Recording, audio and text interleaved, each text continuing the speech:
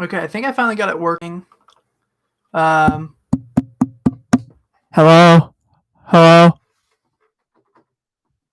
I think the mic is working. Um,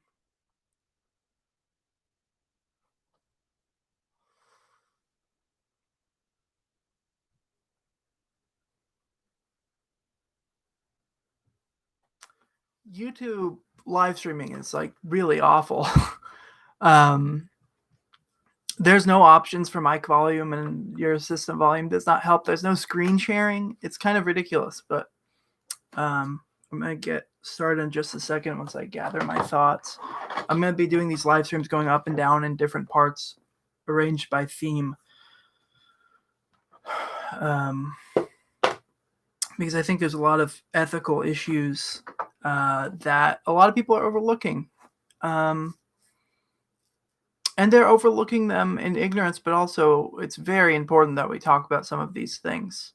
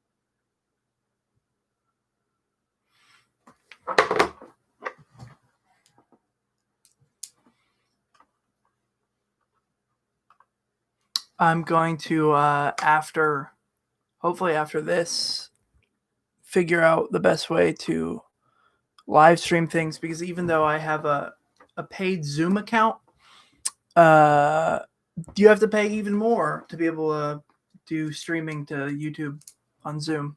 Even though my university that I work for, or that I worked for, bought me a membership to Zoom to teach online when the pandemic started.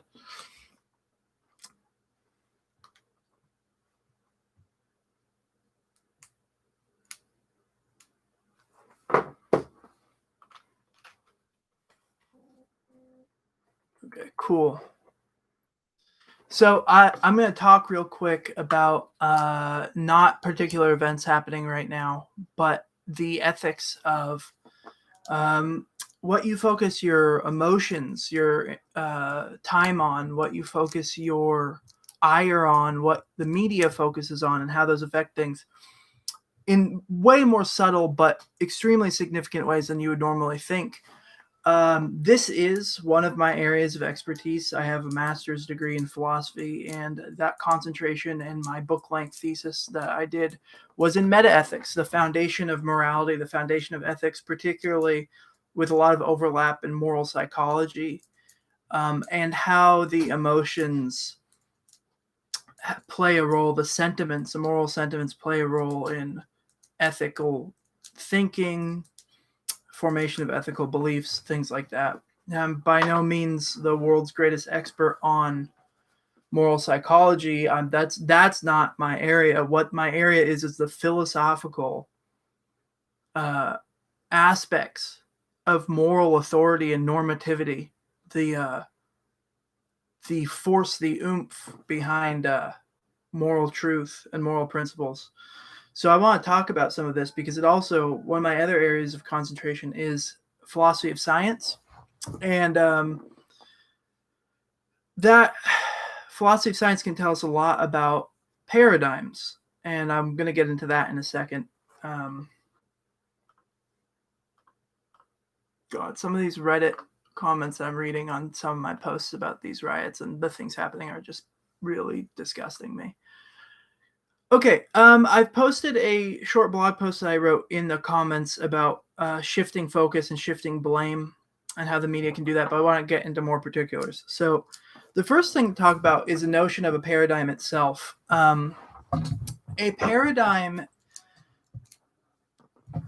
really in the writings of Thomas Kuhn, who's a philosopher and historian of science, features heavily in the role of the development of the sciences. It's a paradigm is a sort of mental map of the world or an area of the world that serves not just as a set of your beliefs. Sorry, I gotta move my mic. This thing is really, I've got like the biggest mic stand and I'm kicking it repeatedly. A paradigm is a mental map of the world or an area of the world, and it's not just a set of what you believe. In fact, you internalize it so deeply and heavily that that becomes the lens through which you see reality. And that might sound like cushy language, but it's a less direct way to describe a very mysterious and interesting part of human reason.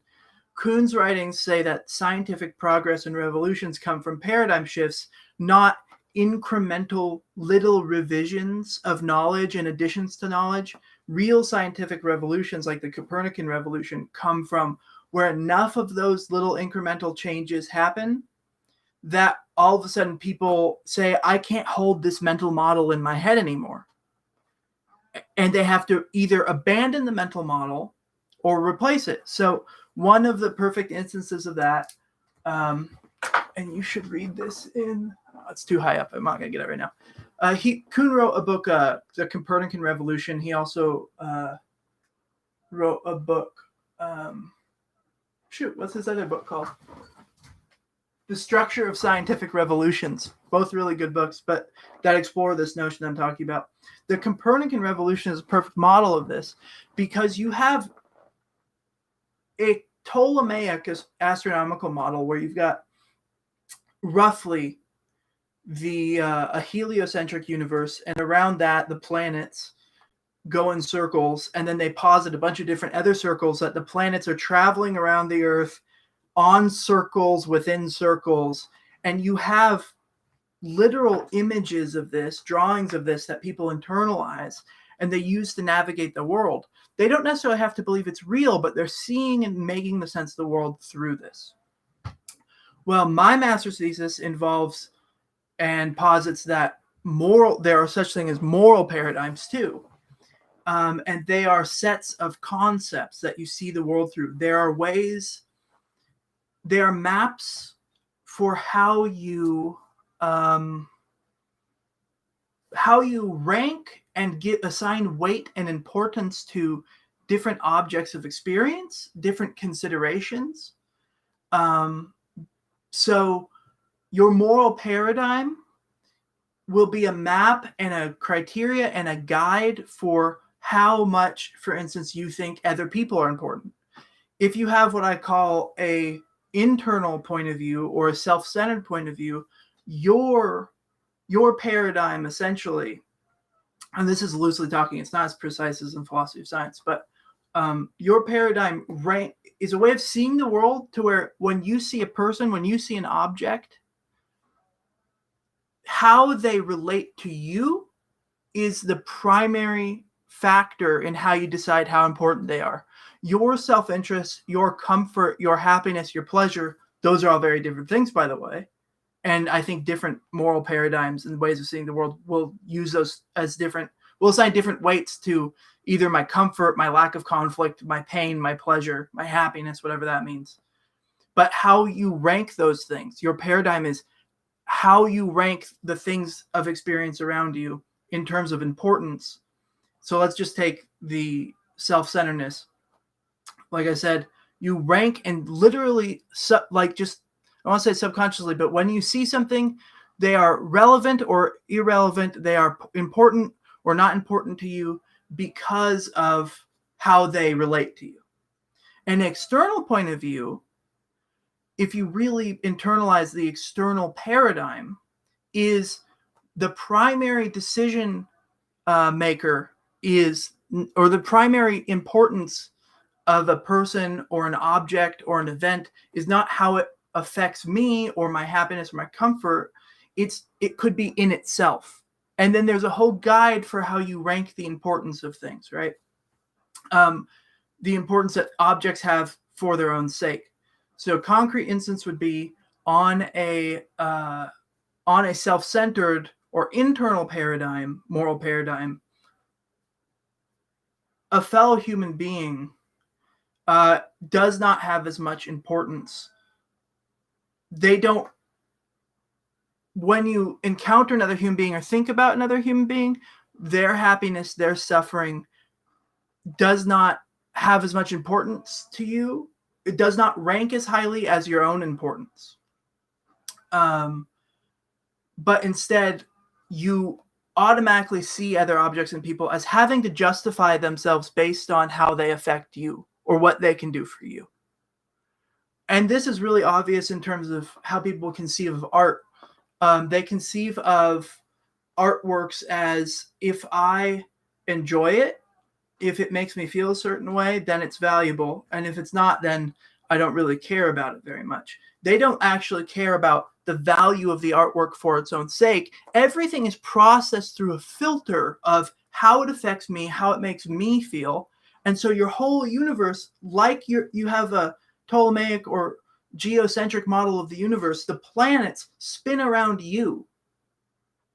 Whereas in the Copernican revolution, then you start getting these alternative models where now the Earth, you are spinning around the sun. And you're not the center of the universe anymore. So that's the metaphor I'm using. And I don't obviously have the time, and I'm not going to bother getting into like the precise details of that because there's a philosophical literature discussing this. But the point is, your paradigm, and you can have multiple paradigms in your head and shift between them, is what you filter the world through. It's what you filter experience through. It determines how you rank the importance of things, what you even see as relevant, what you process as relevant. You could, if you're calloused enough and selfish enough, you could walk by on the street and see somebody suffering, and it's not that you look at them and say, who cares? It's that maybe that you pass by and you don't even notice. So that's the notion of paradigm. Now, a paradigm can be constructed from your experience. It's determined and shaped by your experience, obviously, by your religious beliefs, by everything. It's paradigms are a holistic way of talking about the mental map of reality in your head.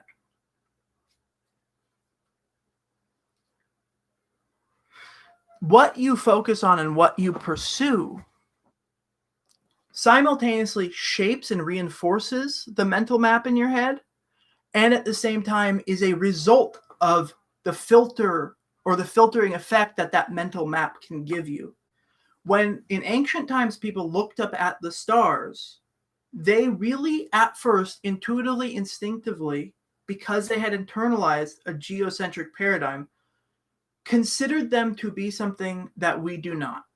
They looked up at the stars and they saw, or they interpreted what they saw as a dome with the Earth at the center. They really, it wasn't universal. Not everyone agreed. That's what's amazing about the history of science. It's not so black and white and simple, but they looked up at the stars and they read it.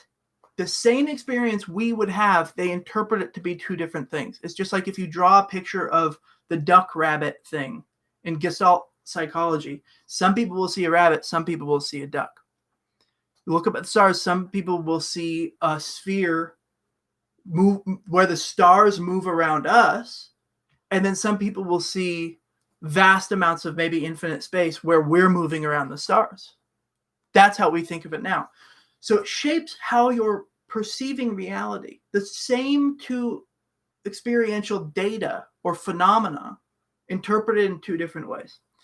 And your paradigm shapes how you interpret things and you draw things from it, but then also how you're drawing things and what you're willing to focus on goes back into shaping your paradigm. And this holistic, messy set of concepts in our head reinforces and is an expression of back and forth what we're spending time on, the perfect and what trains of thought we're going down, what we're willing to do, what we're willing to think and expose ourselves to. So the perfect Bible verse to talk about this is Matthew 6:19 to 22.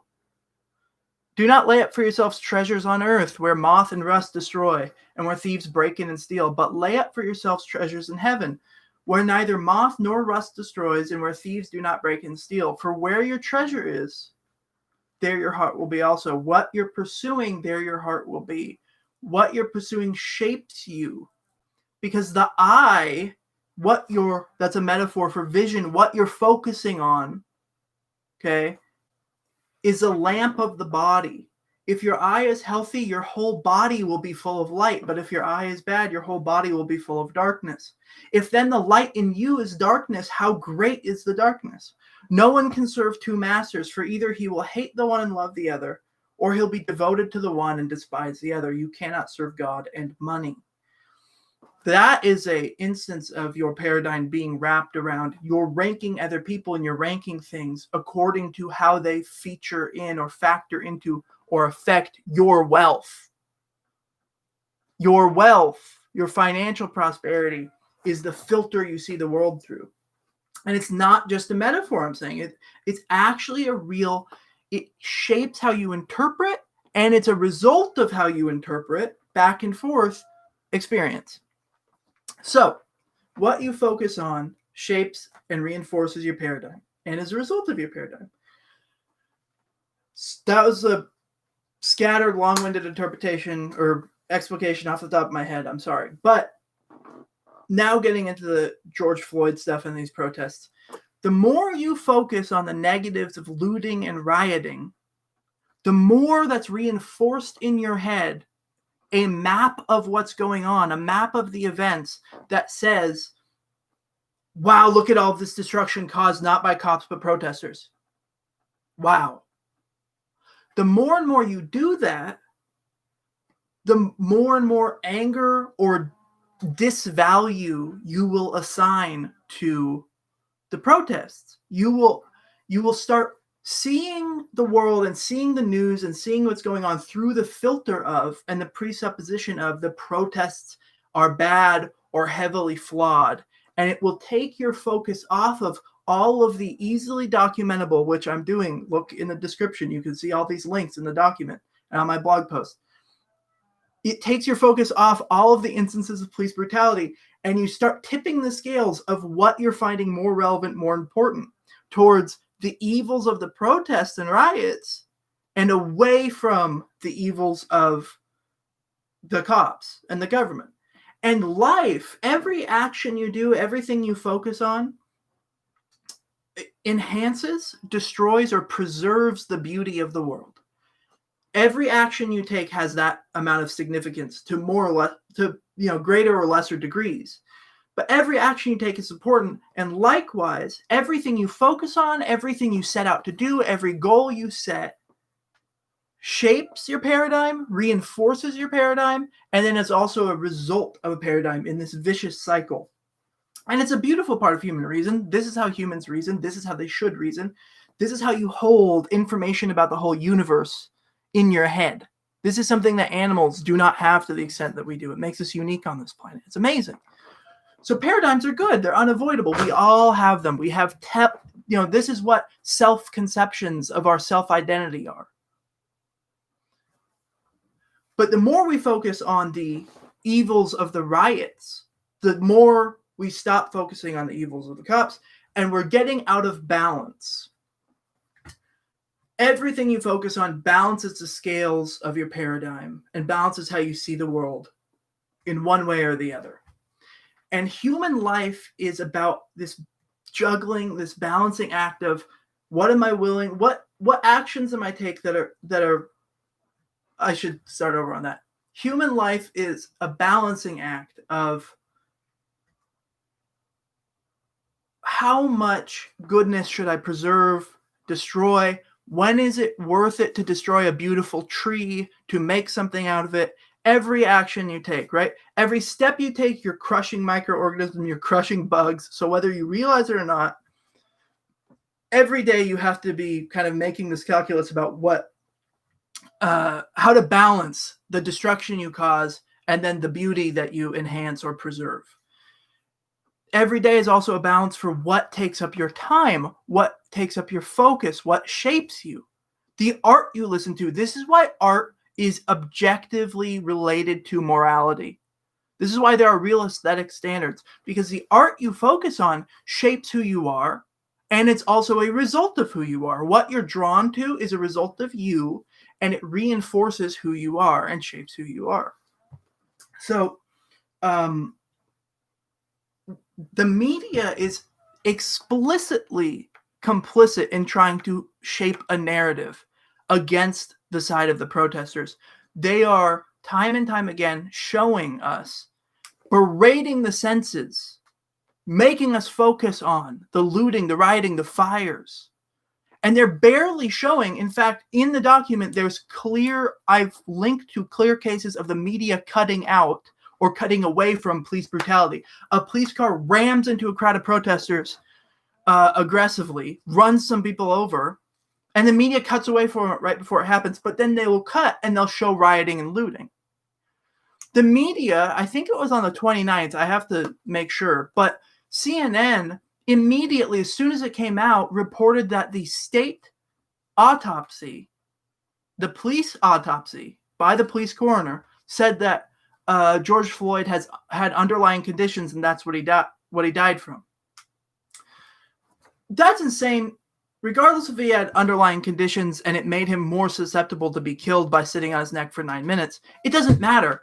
If I shoot somebody who is a hemophiliac and bleeds easily, and they bleed to death, I'm still responsible for that. So that's a distraction tactic. But the media, CNN, live on the news, as soon as it came out, they were fed it by the police, and they put it up, and that shaped their entire audience in a subtle way. That said, well, it's not so black and white.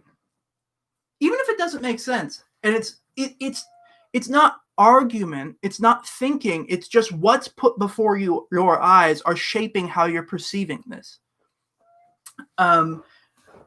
So they did that. That's shaping their audience. Oh, and then, just a little while ago, lo and behold, the private autopsy says, no, he was definitely killed, primary cause by death by asphyxiation from having his, neck and windpipe constricted. I mean, we don't need an autopsy report to tell us that, but that the media is specifically putting up basically pro-cop propaganda in a very subtle way.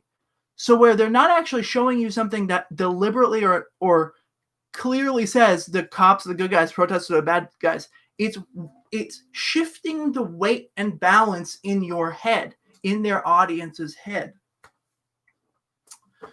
So as they shift the balance in your head, it's shaping how you're perceiving these things. And it's a lot of people are falling for it because they're not like I am, like other people are. They're not on Twitter watching all of these live streams and seeing. They're not showing footage of the vast majority of these protests are peaceful. They're only focusing on the bad. And I don't want to call it brainwashing because I think that term's overused, but it is a form of brainwashing. It's a form of paradigm construction, outlook construction. Whether people say things explicitly or not does not matter. Where your heart is, where your eyes look, there. That's what's helping construct the narrative and the story in your head. Another example of this is last night, CNN late last night, about 1 a.m., CNN put up a headline. I'm going to pull it up right here. Oh, shut up. My computer's making noise. CNN put up a headline that literally said, protesters face off with the forces of order in D.C. and New York. A lot of people are not going to read that whole article, but just seeing the headline, it puts it into your head that protesters are against forces of order, aka the cops who are brutally beating the shit out of people. That is a powerful way of focusing attention without explicitly saying what's going on. That's shaping people's narratives. It's shaping their paradigm. People on Twitter rightfully saying that a lot of the rioting and looting is going too far, that it's evil. No duh. Any sensible moral person would say, don't burn down people's businesses, don't beat the shit out of people and fellow citizens. Focus your ire on the police. Focus your ire on the government, the people responsible for this, not your fellow citizens, even if they agree or disagree with you. But to focus on that aspect is to take up your time and your energy and shift it away. So people on Twitter that are hand-wringing about that, even if everything they're saying is technically true, what they're doing affects your outlook and the outlook of their audience. And that's why speech is so important, because it's not just the clear propositions that you're saying, it's what those propositions focus you on and distract you from. So that's how dangerous this media bias is, right? Another thing in Oklahoma. So here's something that I'm going to do an update on police brutality later, because the media is also not showing this. They're deliberately not showing what's happening in Oklahoma City. There last night, police were just being complete jerks, like evil stuff they were doing. From firsthand accounts and from video I saw, from people I know very well. The media, the local media and the national media is posting pictures of the cops kneeling in support of the protests. They did that for about a couple minutes. And then shortly after that, as the sun started to go down, let me read you direct quotes on what was happening in Oklahoma City.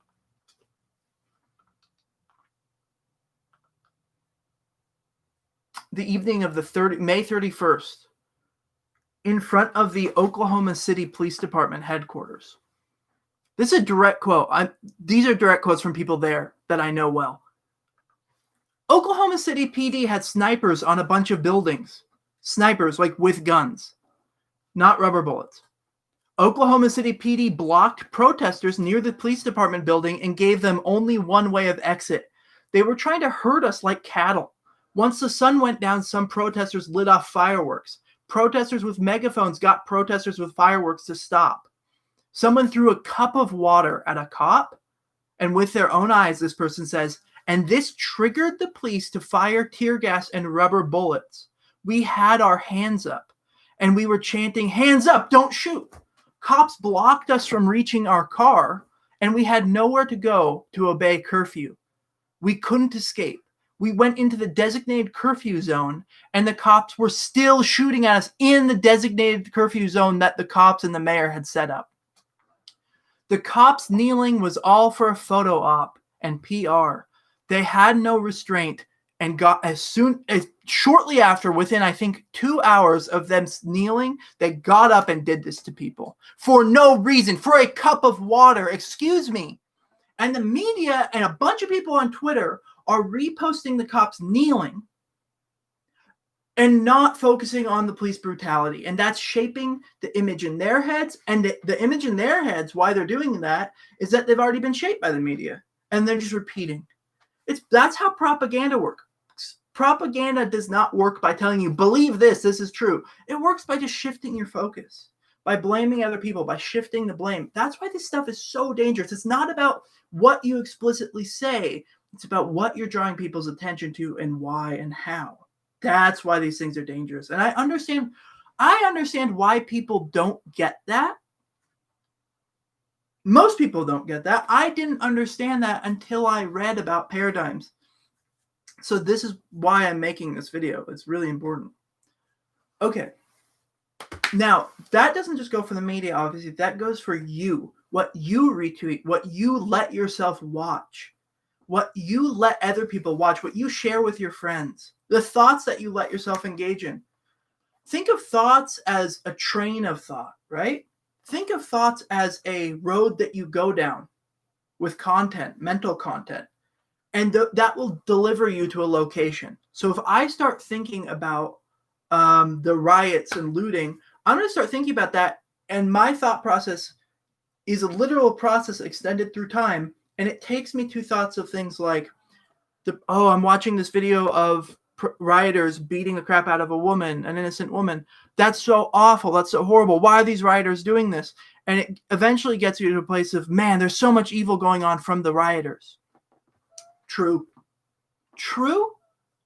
But in that whole time, your attention was diverted from even more evil that the government and the police committed and what sparked the riots and protests.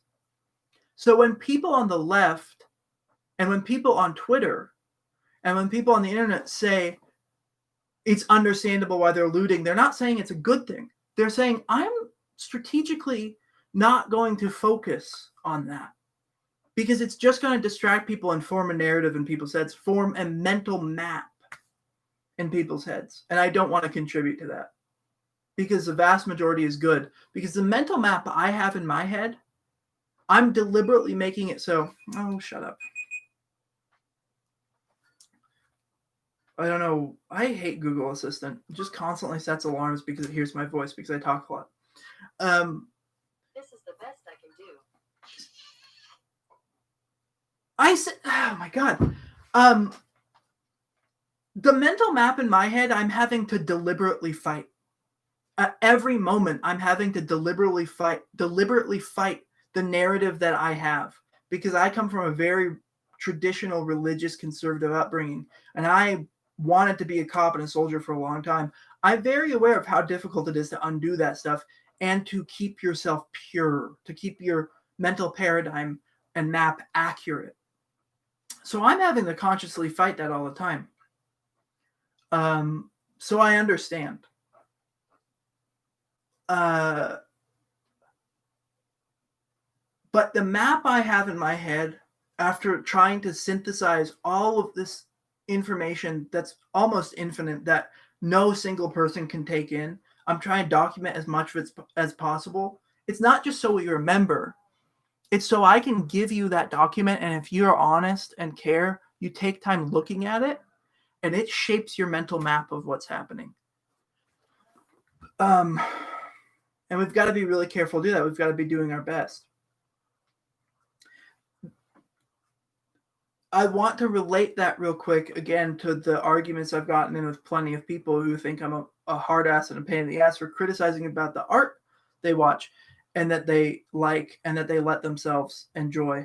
The art you watch focuses your attention on certain things, and there's very subtle, not immediately obvious ways that shapes you and what it says about you. There's a lot of really good papers. If anybody wants to read any of them, let me know. And I'll give you sources and I'll send you scans of books and things that I have.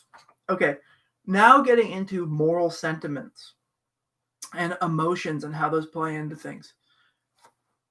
Your emotions are almost like a primitive language. When you feel a sense of disgust at something, it's a very primal indicator that you should or you have a reason to push it away. When you feel pleasure at something, it's normally reinforcing or a result of your evaluation of that thing. And pleasure and pain are not opposites because you can have positive pleasure at something or take pleasure in something. You could be neutral about something. And then on the other end, you can take pain or displeasure or disgust in something. So it's not that the opposite of pleasure is pain. It's that these sort of negative and positive emotions are, like I was saying, almost like a primordial language. It's what shapes and also is shaped by our beliefs about the value of things. So if you've internalized in your head that things don't have that much importance unless they directly affect you, or they directly contribute to or take away from your comfort, you're going to go through your life and you will see somebody or something happen, and depending on how it relates to you, you're going to have emotional response to it. The emotional response will either be pleasure, or it could be pain, or it could be nothing. And when it's nothing, that typically means that tacitly somewhere inside of you, your primary way of seeing the thing you're experiencing and seeing is one of you rank it as irrelevant. That's what's important, because your responses to things and what you're focusing on and what you're letting your emotions be shaped by is, in a very unobvious way, shaping the hierarchy and this is going to sound a lot like Jordan Peterson, right? It's shaping the hierarchy of value or the hierarchy importance in your head that you're seeing the world through. And that's going to affect how you make decisions. That's going to affect how you see other people and treat other people and what you believe.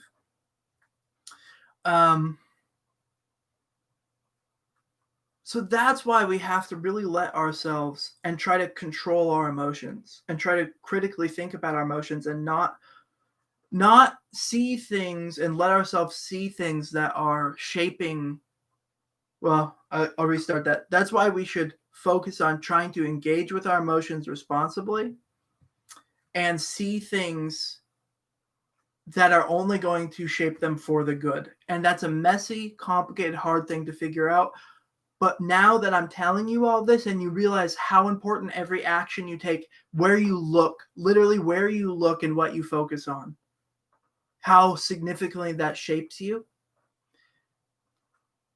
that should remove all excuse from you for going through life oblivious and floating through, for just consuming what you want to consume, for focusing on what gives you a visceral reaction instead of trying to organize what you're paying attention to according to actually what evidence says, what truth says, what, in my opinion, what revelatory religion tells you to value. Because in particular, and this is the crux of the end of my book, right? Your religion, especially Christianity and Judaism and Islam, tells you what paradigm to have and tries to impose it on you. And that's a good thing, because there's not arguments for paradigms. They're so complicated and dense that you can't just get to them, right?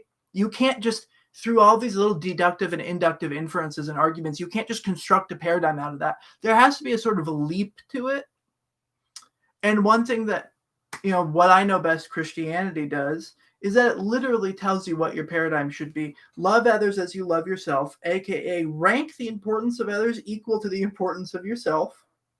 When you see others, think of yourself as equal and feel that way too. Love God with all your mind, heart, soul, whatever, the tripartite analysis of the soul, right? Where you've got the theoretical reasons, the passions, and maybe something else. I can't remember what Plato said. Whatever. Oh, it's the appetite, the passions, and reason. So that's like the non-emotional propositional beliefs. I don't know. Not an expert on that. But the point is, you're supposed to calibrate all of your faculties, all the aspects of your soul and your mind towards loving God. And how do you love God? Well, you love God by loving other people. Not only that, you love God by loving creation. Because as you see in the Genesis account, the world is made fundamentally, essentially good. The things that exist are artworks of God that are valuable in themselves for their own sakes. Everything is. And evil is a deprivation of that good. Evil is not a thing in itself, but it is the process of destroying what was already fundamentally good or distorting it. And what you're focusing on is doing that at every moment. It's shaping whether your paradigm is corrupted and whether you're seeing creation and seeing other people as valuable to yourself, how you're ranking their importance. And so the Christian paradigm is trying to tell you what the right way of conceiving of these things are. You are worth hundreds of sparrows, right? Every hair on your head is counted. Not a sparrow falls to the ground without your Father in heaven knowing about it. So sparrows are also intrinsically valuable, and they deserve to be loved and protected and not destroyed without reason. Now, maybe they're less valuable than a human being, obviously, but it's still shaping how you see things. So that's the importance of religion. Religion is paradigm shaping, paradigm demanding. It's trying to impose it on you.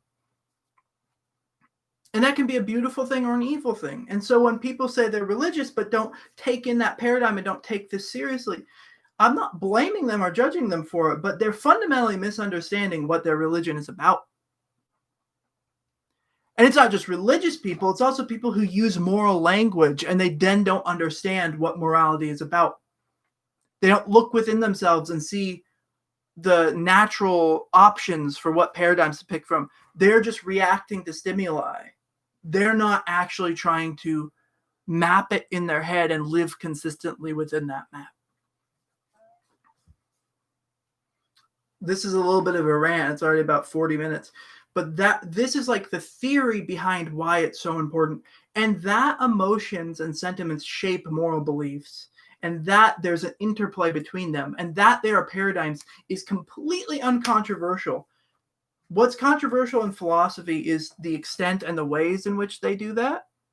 And also if there are any moral beliefs and information and truths beyond mere emotion and beyond your subjective paradigms, or whether there's one paradigm that is true and the others are not, that's controversial.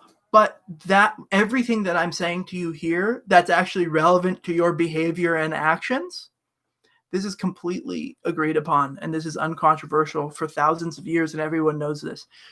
And it's well established, so well established that it's amazing that people don't understand this more. And it's a tragedy. And it's a result of our public education system being so awful and anti-philosophical, anti-intellectual, anti-moral.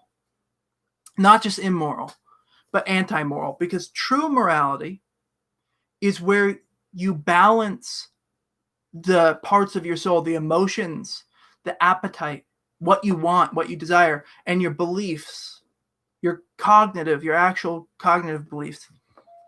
So the public education and that our discussion, that our society, that our culture is so obsessed with you, yourself, your happiness, your ability to buy things as a consumer in the free market,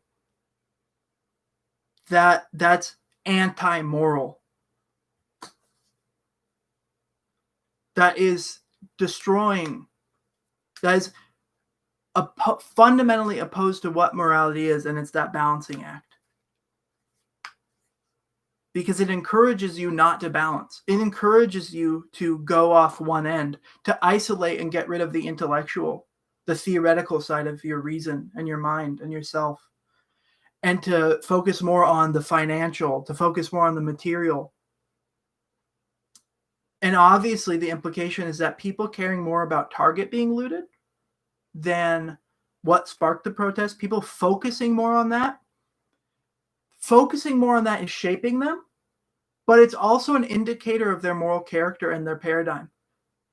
Focusing more on Target and people in Philadelphia being ready to defend Target from looters with their lives, what it's showing is that they care more about material possessions than anything else, or than other people, or than what the protests start. You have to, it's inevitable. You are ranking things in your head. That's what being human is. You're ranking their importance. And to focus more on the looting and rioting of stores than the abuse of the cops, that is to assign it, whether you realize it or not, that is assigning it an importance and a value above justice, goodness, beauty. Sorry, there's no way around it. I'm not saying not to be upset about people burning down even Target, even though they're insured and I don't really care. I still think it's wrong, and I can have that in my head. But I'm balancing how important these things are, how much I should focus and care. Why do you care more about Target than you do about everything else going on? Why is that your focus? And it's because you already do have a selfish or materialistic paradigm or mental map, and you have to undo it. And I'm not saying that you're a bad person because of it. I have it. We all have it to different extents. None of our individual mental maps are true. They are all approximations of reality. In science, in moral paradigms, in philosophy, in literature, in every discipline, this is how it works. This is universal. So I'll stop it there at 45 minutes. But that's the importance of paradigms and what we focus on. That's why the media and the cops and propaganda and individual citizens are doing so much harm and are capable of so much harm through very subtle ways that it's not clear at first. And I don't blame you for not understanding it's not clear. Anyway, take that seriously. If you watch this, I think you are now without excuse, to put it harshly.